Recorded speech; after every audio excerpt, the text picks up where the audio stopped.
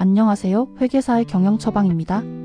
오늘은 대출 한도를 올리는 재무 습관 7가지를 정리해드리겠습니다. 대표님들은 보통 대출 한도가 은행 담당자 재량이나 운에 따라 달라진다고 생각하시는데 실제로는 평소 재무 습관이 훨씬 큰 영향을 줍니다. 오늘 영상 끝나면 우리 회사가 왜 한도가 안 나오는지 그리고 무엇부터 바꿔야 하는지 기준이 생기실 거예요. 결론부터 말씀드리겠습니다.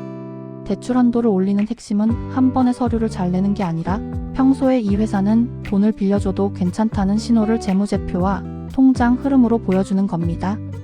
은행이나 보증기관이 보는 건 결국 3가지입니다. 첫 번째, 돈을 벌고 있는가? 두 번째, 현금 흐름이 버틸 수 있는가? 세 번째, 숫자가 정리되어 있는가? 그래서 오늘은 대표가 바로 바꿀 수 있는 재무 습관 7가지로 말씀드릴게요. 첫 번째 습관은 매출을 안정적으로 만드는 겁니다. 대출 한도에서 중요한 건 단순히 매출 규모만이 아닙니다. 매출이 들쭉날쭉한 회사보다 규모가 조금 작아도 흐름이 안정적인 회사가 더 좋게 보일 수 있습니다. 예를 들어 어떤 달은 매출이 크게 나오고 어떤 달은 거의 없는 구조라면 금융기관 입장에서는 상환 능력을 예측하기 어렵습니다. 그래서 대표는 매출을 무조건 키우는 것보다 반복 매출과 고정, 거래처 비중을 늘리고 월별 흐름을 안정시키는 습관이 중요합니다. 이번 달 매출 얼마보다 최근 6개월 흐름이 어떤가가 더 중요할 때가 많습니다. 두 번째 습관은 매출보다 입금을 관리하는 겁니다. 재무제표에 매출이 커도 통장에 돈이 안 들어오면 대출 한도는 생각보다 잘 안 올라갑니다. 왜냐하면 상환은 매출이 아니라 현금으로 하기 때문입니다.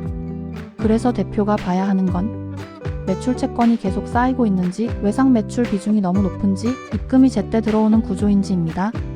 세금 계산서만 많이 끊고 입금이 늦다면 장부상으로는 좋아 보여도 현금 흐름은 불안하게 보일 수 있습니다.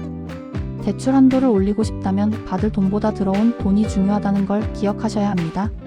세 번째 습관은 사업용 계좌와 카드 흐름을 깔끔하게 유지하는 겁니다. 이건 기본 같지만 정말 중요합니다. 회사 돈과 대표 개인 돈이 섞이면 재무 신뢰도가 떨어집니다. 통장 흐름이 복잡하면 외부에서는 회사가 실제로 어떻게 돈을 벌고 쓰는지 파악하기 어려워집니다. 반대로 사업용 계좌로 매출이 꾸준히 들어오고 사업용 카드와 계좌로 비용이 정리되어 있으면 회사의 돈 흐름이 투명하게 보입니다. 이 투명성이 대출 심사에서는 생각보다 큰 점수로 작동합니다.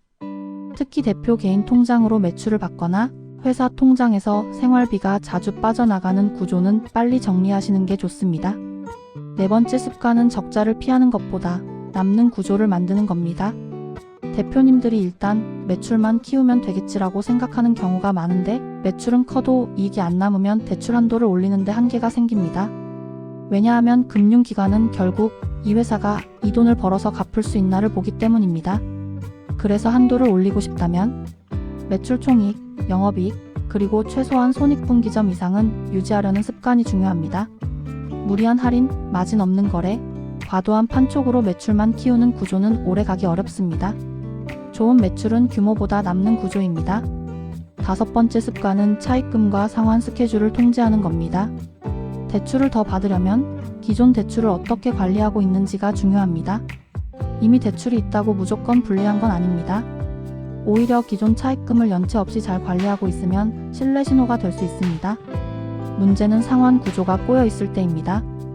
단기 차입이 너무 많거나 매달 상환 부담이 몰려 있거나 급한 자금을 여기저기서 끌어쓴 흔적이 보이면 불안하게 보일 수 있습니다.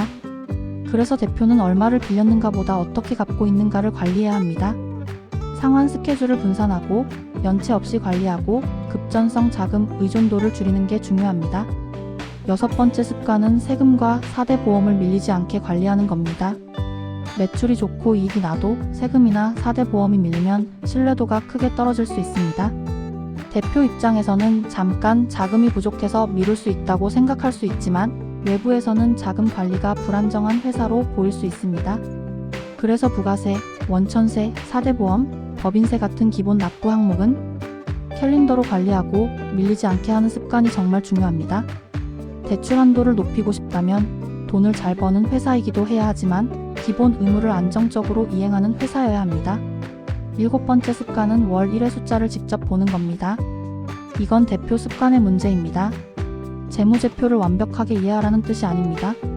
최소한 매달 한 번은 숫자를 직접 보고 이상 신호를 잡아야 합니다.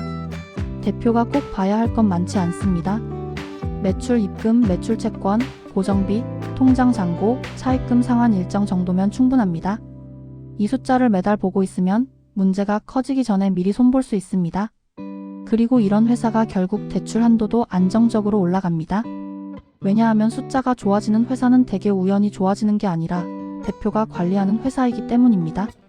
자, 여기서 대표님이 가장 궁금해하실 질문을 정리해 보겠습니다.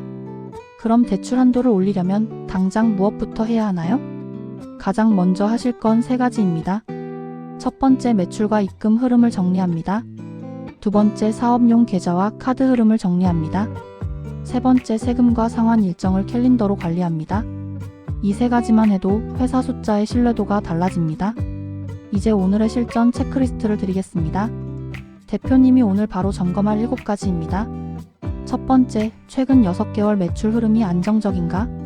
두 번째, 매출보다 입금 흐름이 따라오고 있는가? 세 번째, 사업용 계좌와 카드가 깔끔하게 분리되어 있는가? 네 번째, 매출은 늘어도 남는 구조가 유지되고 있는가? 다섯 번째, 기존 대출의 상환 스케줄이 무리하지 않은가? 여섯 번째, 세금과 4대 보험을 밀리지 않고 관리하고 있는가? 일곱 번째, 대표가 월 1회 숫자를 직접 확인하고 있는가? 이 7가지가 쌓이면 대출 한도는 한 번에 확 올라가는 게 아니라 이 회사는 점점 더 믿을 수 있다는 방향으로 움직이기 시작합니다. 마무리하겠습니다. 대출 한도를 올리는 건 서류 기술이 아니라 재무 습관의 결과입니다. 안정적인 매출, 현금 흐름 관리, 깔끔한 계좌 흐름, 남는 구조, 상환 관리, 세금 관리, 그리고 대표의 숫자 점검 습관. 이 7가지를 잡으면 회사의 신뢰도가 달라지고 자금 조달의 선택지도 넓어집니다. 다음 영상에서는 은행이 좋아하는 재무제표 구조가 무엇인지, 그리고 대표가 직접 바꿀 수 있는 포인트가 무엇인지 쉽게 정리해드리겠습니다.